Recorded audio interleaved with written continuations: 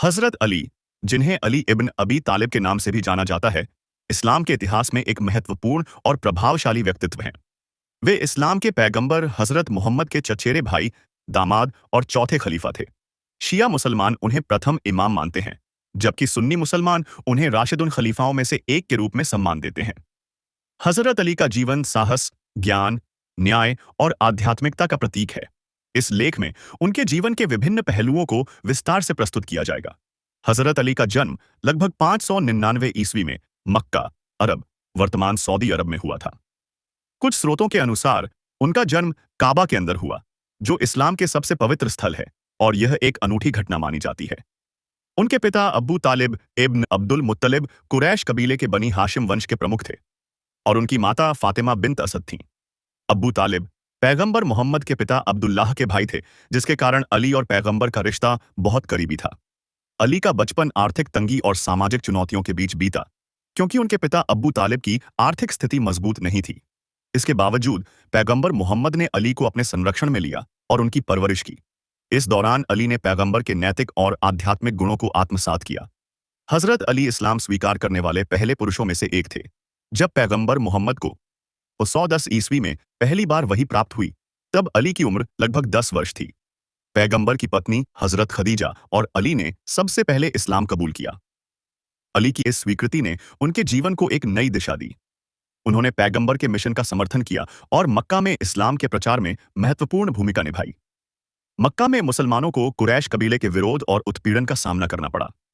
इस दौरान अली ने साहस और निष्ठा के साथ पैगंबर की रक्षा की। एक प्रसिद्ध घटना में जब पैगंबर को मक्का छोड़कर मदीना हिजरत करनी पड़ी, अली ने उनके बिस्तर पर सोकर उनकी जान बचाई। इस घटना ने अली के साहस और बलिदान की भावना को दर्शाया। मदीना में इस्लाम का प्रसार तेजी से हुआ और अली ने विभिन्न क्षेत्रों में महत्वपूर्ण योगदान दिया। वे पैगंबर के विश्वसनीय साथी और सलाहकार थे। इस्लाम के शुरुआती युद्धों जैसे बदर, उहद और खंदक में अली ने अपनी वीरता और रणनीतिक कौशल का परिचय दिया। खासतौर पर खंदक की लड़ाई में अली ने कुरैश के प्रसिद्ध योद्धा अम्र इब्न अब्द वुद को हराकर मुसलमानों की जीत सुनिश्चित की। इसके अलावा अली ने पैगंबर के सामाजिक और धार्मिक सुधारों को लागू करने में भी मदद की। उनकी बुद्धिमत्ता और ज्ञान ने उन्हें पैगंबर के करीबी सहयोगियों में से एक बनाया। पैगंबर ने अली को कई महत्वपूर्ण जिम्मेदारियां सौंपीं, जैसे कि विभिन्न कबीलों के साथ संधि करना और इस्लाम का संदेश फैलाना। हजरत अली का विवाह पैगंबर की सबसे छोटी बेटी हजरत फातिमा से हुआ। यह विवाह इस्लाम के इतिहास में एक महत्वपूर्ण घटना थी, क्योंकि यह पैगंबर और अली के बीच के गहरे रिश्ते को और मजबूत करता था। अली और फातिमा का वैवाहिक जीवन सादगी, प्रेम और आपसी सम्मान का उदाहरण था। इस दंपति के 4 बच्चे हुए: हसन, हुसैन, जैनब और उम्म कुलसुम। हसन और हुसैन बाद में शिया इस्लाम में महत्वपूर्ण इमाम बने। पैगंबर मोहम्मद के निधन के बाद इस्लामी समुदाय में खलीफा उत्तराधिकारी के चयन को लेकर मतभेद उत्पन्न हुए। हजरत अब्बू बकर पहले खलीफा बने, फिर उमर और उस्मान। हजरत उस्मान की हत्या के बाद अली को चौथा खलीफा चुना गया।